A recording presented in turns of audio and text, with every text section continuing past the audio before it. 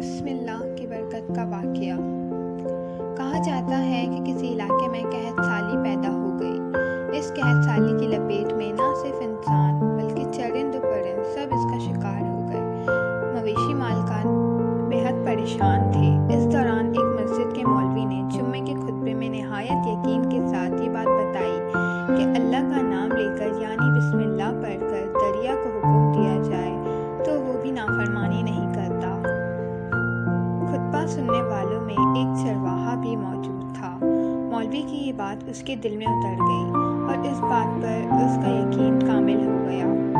اس نے واپس آ کر اپنی بکریاں کھولیں اور سیدھا دریا پر چلا گیا۔ اونچی آواز سے بسم اللہ الرحمن الرحیم پڑھا اور دریا کو کہا وہ اپنی بکریاں چروانے کے لیے دوسرے پار جانا چاہتا ہے اور اسے کہا کہ مجھے اپنے اوپر سے گزرنے دے۔ یہ کہہ کر اس نے اپنی بکریوں کو لیا اور دریا پر چلتا ہوا دریا پار کر گیا۔ دریا کی دوسری طرف کا علاقہ گھاس سے بھرا پڑا تھا۔ درختوں کے پتے بھی سلامت تھے کیونکہ کسی کو یہاں تک آنے کی رسائی نہیں تھی۔ اس نے خوب اچھی طرح اپنی بکریوں کو سیر کروایا اور واپس لوٹ آیا۔ پھر یہ اس کا معمول بن گیا کہ وہ بکریاں پار چھوڑ کر واپس آ جاتا اور شام کو جا کر بکریاں واپس لے آتا۔ اس کی بکریوں کا وزن دگنا چگنا ہو گیا۔ لوگ چونک گئے اور اس سے پوچھا کہ وہ اپنی بکریوں کو کیا کھلاتا ہے۔ وہ سیدھا سادہ اور صاف دل نوجوان تھا۔ اس نے صاف صاف بات بتا دی کہ جناب میں تو بسم اللہ الرحمن الرحیم پڑھ کر دریا پر چل کر اپنی بکریاں دوسری طرف چروانے لے جاتا ہوں۔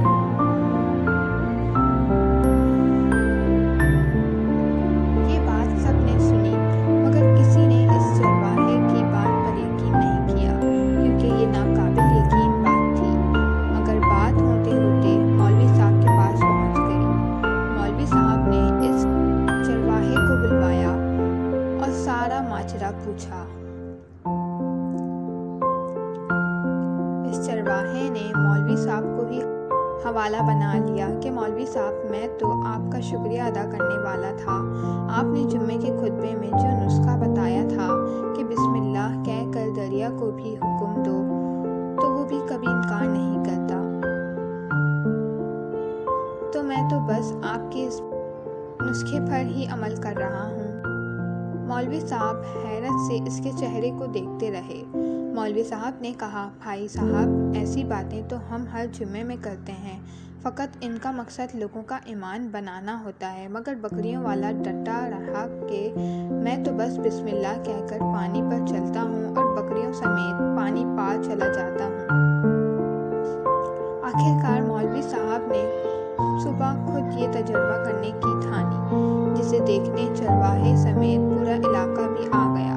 مجمع زیادہ تھا۔ مولوی صاحب نے ایک دو بار سوچا کہ انکار کر دوں کہ کہیں ڈوب نہ جاؤں، مگر وہ جو مولوی صاحب کو کندھے پر اٹھا کر لائے تھے اب بھی خود جوش و خروش سے اللہ اکبر کے نعرے لگا رہے تھے اور مولوی صاحب کے حق میں تعریفیں کر رہے تھے۔ آخرکار مولوی صاحب نے اپنے ڈر کو دور کرنے کے لیے ایک رسا منگوایا۔ پہلے اسے ایک درخت کے ساتھ باندھا، پھر اپنی کمر کے ساتھ باندھا، پھر ڈرتے ڈرتے ڈھیلا ڈھالا بسم اللہ پڑھا اور دریا پر چلنا شروع ہو گئے۔ مگر پہلا پاؤں ہی رکھا تھا کہ پانی میں گر گئے۔ مولوی صاحب ڈبکیاں کھانے لگے اور پانی کے بہاؤ میں بہنا شروع ہو گئے۔ لوگوں نے کھینچ کھینچ کر باہر نکالا۔ مولوی صاحب نے اس حرکت نے چرواہے کو پریشان کر دیا کہ مولوی صاحب کی بسم اللہ کو یہ کیا ہو گیا ہے، کیونکہ اس کا یہ روز کا معمول تھا۔ اس کے اپنے یقین میں کوئی فرق نہ آیا۔ اس نے بسم اللہ کہہ کر بکریوں کو پانی کی طرف اشارہ کیا اور خود ان کے پیچھے چلتا ہوا پار چھوڑ کر واپس بھی آ گیا۔ لوگ اسے ولی اللہ سمجھ رہے تھے اور اس کے حق میں نعرے لگا رہے تھے، مگر وہ سب سے بے نیاز سیدھا سادہ انسان تھا۔ وہ مولوی صاحب کے پاس پہنچا اور کہا